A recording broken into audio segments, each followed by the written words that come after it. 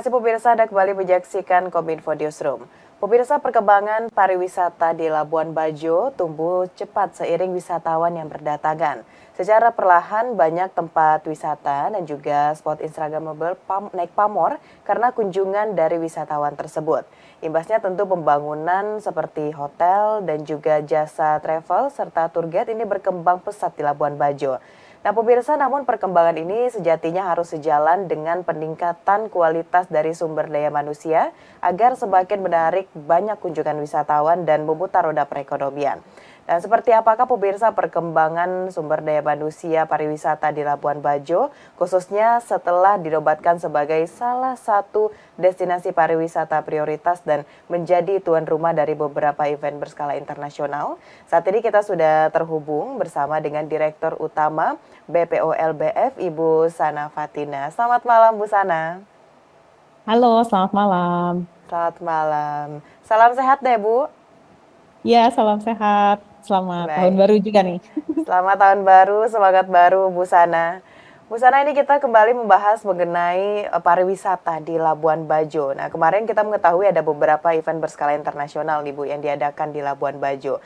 Untuk sejauh ini seperti apa Bu Sana strategi yang dilakukan oleh BPO LBF untuk bisa meningkatkan kualitas SDM yang ada di Labuan Bajo ini untuk meningkatkan pariwisata tentunya, apalagi ini di awal tahun 2024 Bu. Ya, baik, terima kasih Mbak Mona. Jadi sebelumnya kami ingin menyampaikan juga nih bahwa Alhamdulillah di tahun 2023 kemarin kunjungan wisatawan ke Labuan Bajo sudah melebihi dari jumlah kunjungannya sebelum pandemi di 2019. Di mana itu merupakan angka tertinggi yang paling capai Labuan Bajo dan tentunya karena tahun ini belum masuk kapal pesiar yang cukup besar gitu ya, jadi bisa dibilang ini adalah wisatawan yang organik. Nah, tingginya jumlah kunjungan wisatawan ini tentunya membutuhkan lebih banyak lagi para SDM yang berperan di dalam sektor parekraf, bahkan tidak hanya sektor parekrafnya, tapi juga sektor-sektor pendukungnya seperti pertanian, perkebunan, dan perikanan yang juga menjadi komponen penting. Nah, apa yang kami lakukan di BPLBF adalah pada tahun 2019 sebenarnya tercatat sekitar 4 ribuan jumlah SDM di sektor parekraf yang ada di Labuan Bajo, di mana SDM ini berasal tidak hanya dari Kabupaten Manggarai Barat, tapi juga Kabupaten Manggarai, Manggarai Timur, dan sekitar di Pulau Flores. Nah, tahun 2023 kemarin kami mencoba melakukan semacam identifikasi kembali dan melihat ternyata memang semakin tinggi jumlahnya sehingga di angka sekitar 4.500 ya. Dan di angka 4.500 ini sama juga tidak hanya berpusat di Manggarai Barat, tapi juga dari kabupaten pendukung lainnya. Namun yang kami perhatikan di sini adalah bagaimana kebutuhan sektor parekrafnya ini sudah mulai beragam. Jadi tidak hanya untuk sektor perhotelan atau restoran gitu ya, tapi juga dibutuhkan sektor kreatif. Jadi misalkan event organizing, kemudian seni pertunjukan gitu, lalu digital kreatif dan lain-lainnya. Dan ini kita melihat bahwa ternyata semakin banyak lapangan pekerjaan yang bergerak di sektor parekraf untuk di Labuan Bajo itu sendiri. Dan ini adalah hal yang sangat menarik ya, karena muncul komunitas-komunitas baru juga yang menurut kami juga potensial untuk dikembangkan ke depannya. Baik, berarti dari tahun 2023 seperti Ibu sampaikan tadi adanya peningkatan dari kunjungan wisatawan di Labuan Bajo, dan dari Bu Savana beserta teman-teman yang ada di Labuan Bajo juga melakukan peningkatan perkembangan gitu Bu ya untuk kemampuan dari SDM tersebut. Baik Bu Sana, dari Pak Sandiaga Uno nih Menteri Pariwisata dan Ekonomi Kreatif juga telah mendorong adanya sertifikasi pekerja pariwisata untuk menghadirkan tenaga pariwisata yang kompeten dan berkualitas. Nah, berkaitan dengan hal ini Bu Sana, di Labuan Bajo sendiri apakah sudah ada program yang terkait dengan hal tersebut dan bagaimana sejauh ini perkembangannya Bu? Ya, betul sekali. Jadi memang kita setiap tahunnya melakukan upgrading sertifikasi kompetensi untuk teman-teman SDM di sektor parekraf.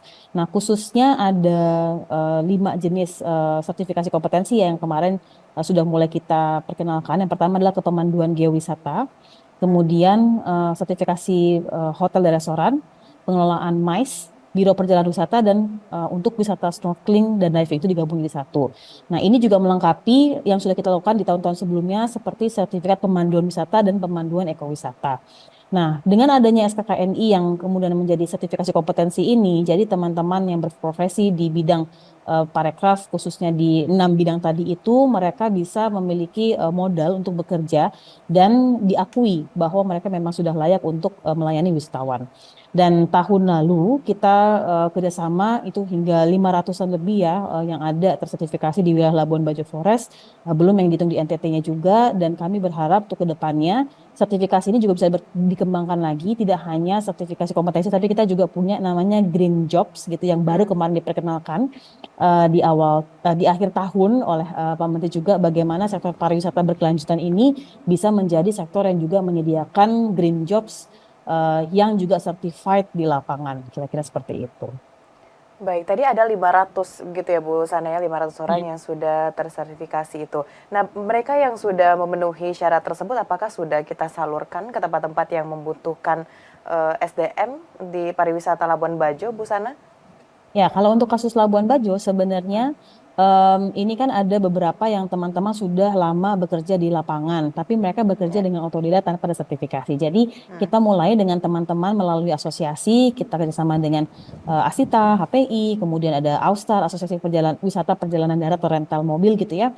Untuk kita mulai dari mereka-mereka dulu sehingga mereka yang sudah langsung menangani tamu, kemudian kita lakukan refreshment dengan apa yang diuji kompetensikan sehingga mereka bisa mendapatkan sertifikasi kompetensi ini.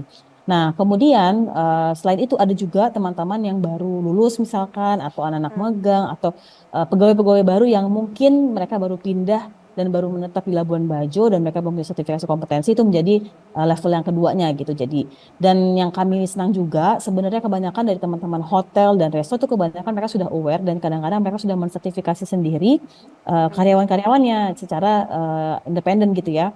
Dan di Labuan Bajo kita punya satu LSP namanya LSP Komodo yang menjadi mitra kami dalam melakukan sertifikasi kompetensi untuk teman-teman pekerja parekraf di Labuan Bajo.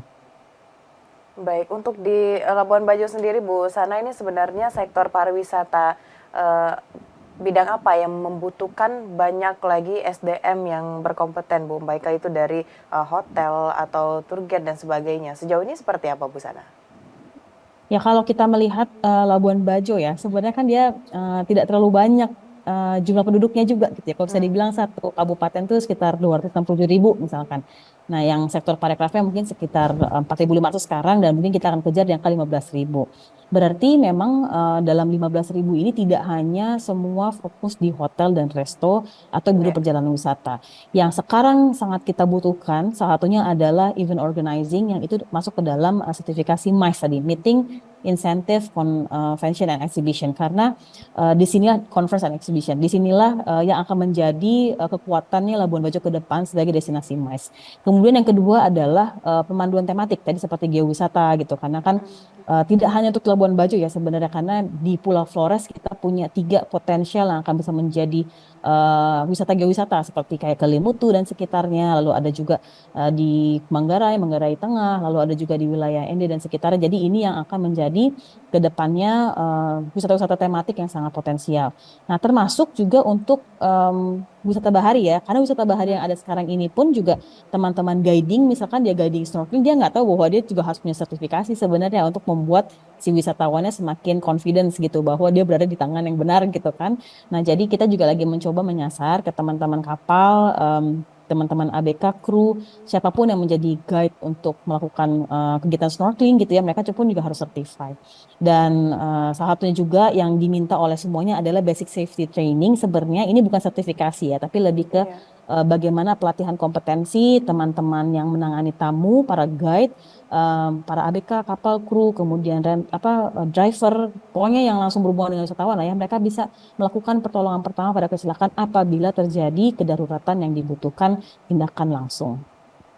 Baik Bu Sana, dari sebanyak itu kebutuhan SDM di Labuan Bajo, dari pihak BPO LBF sendiri ini sudah bekerja sama dengan pihak mana saja Bu untuk bisa memberikan pelatihan-pelatihan kepada sumber daya manusia yang ada di Labuan Bajo? Ya, kita melakukan kerjasama baik dengan internal Kemenparekraf seperti dengan Poltek Polkepar ya, yang kita punya juga kita punya banyak sekali pelatih-pelatih, trainer-trainer yang ada di lingkungan Kemenparekraf. Nah, di luar itu kita juga kerjasama dengan stakeholders. Kalau untuk khusus Labuan Bajo Flores seperti dengan Puskupan Ruteng gitu kan, untuk terkait tidak hanya sekedar pelatihan tapi sebenarnya lebih ke bagaimana memvisikan kepariwisataan secara holistik dalam kehidupan masyarakat Kabupaten Manggarai, 3 Kabupaten Manggarai seperti itu misalkan.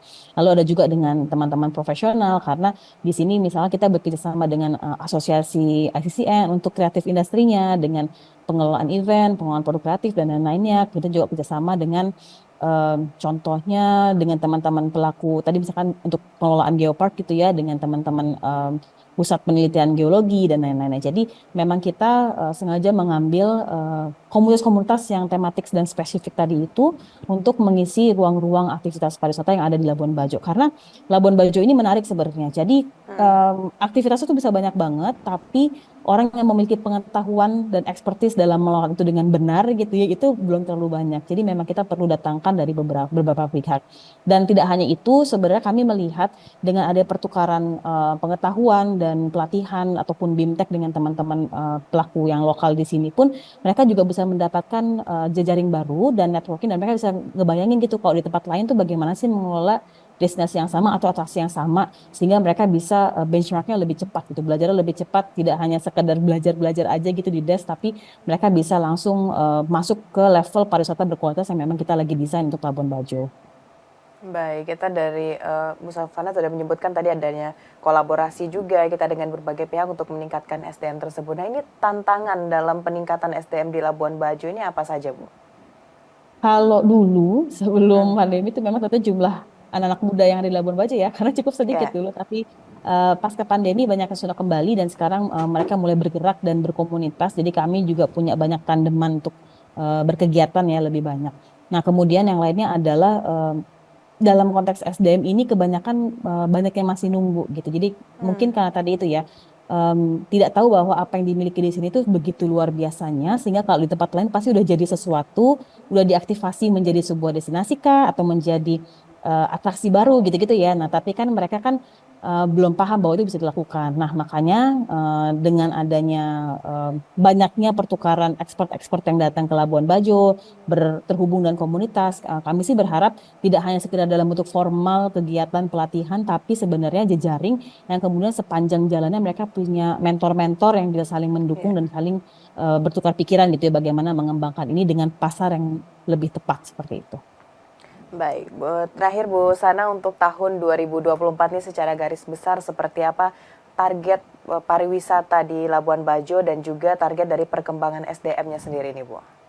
Di tahun 2024 sebenarnya fokus kita di investasi dan pengembangan SDM ya. Jadi kalau untuk SDM secara khusus tentunya kita punya diversifikasi profesi dan kompetensi yang dibutuhkan jauh lebih beragam dibandingkan 3 tahun sebelumnya gitu. Jadi seperti saya sampaikan, tidak lagi hanya mengandalkan pariwisata di dalam Taman Nasional Komodo, katakanlah seperti itu, tapi kita mulai berkembang dengan pariwisata tematik seperti wellness and health tourism misalkan, lalu dengan wisata budaya, wisata tematik-tematik lainnya gitu ya, misalkan wisata adventure, mungkin geologi dan lain-lainnya. Nah, sehingga dengan diversifikasi yang besar dan dengan distribusi wisatawan tidak hanya menumpuk di Taman Nasional ataupun di Kota Labuan Bajo, saya pikir ini kita membutuhkan lebih banyak lagi pekerja di sektor parekraf. Nah, sebagai informasi juga bahwa angka pengangguran di Kabupaten Manggarai Barat itu di angka sekitar 7.700-an.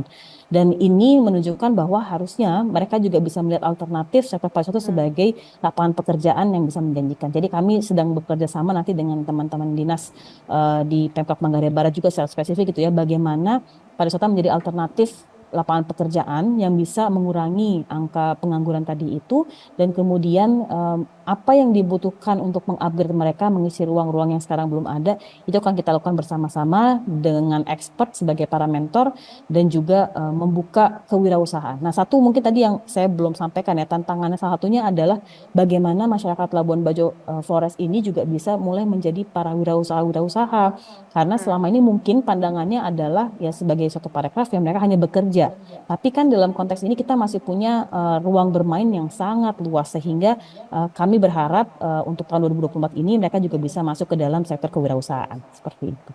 Baik, Bu Sana, berarti dari sektor pariwisata di Labuan Bajo tahun 2024 menargetkan berkurangnya pengangguran dan juga peningkatan investasi di Labuan Bajo. Kita harapkan dengan berbagai upaya yang telah dilakukan tadi, yang sudah Ibu sampaikan tadi, benar-benar bisa tercapai begitu ya, Bu, ya, target pariwisata di Labuan Bajo tahun 2024. Bu Sana, terima kasih banyak sudah sharing di Kominfo Newsroom pada malam hari ini. Kita akan diskusi lagi mengenai perkembangan Labuan Bajo di episode berikutnya. Terima kasih Bu Sana, selamat malam, selamat melanjutkan aktivitas. Baik pemirsa, itulah dialog kita bersama dengan Ibu Sana Fatina selaku Direktur Utama BPO LBF. Usai jeda pariwara, kami akan kembali dengan informasi lainnya. Tetaplah bersama Kominfo Newsroom.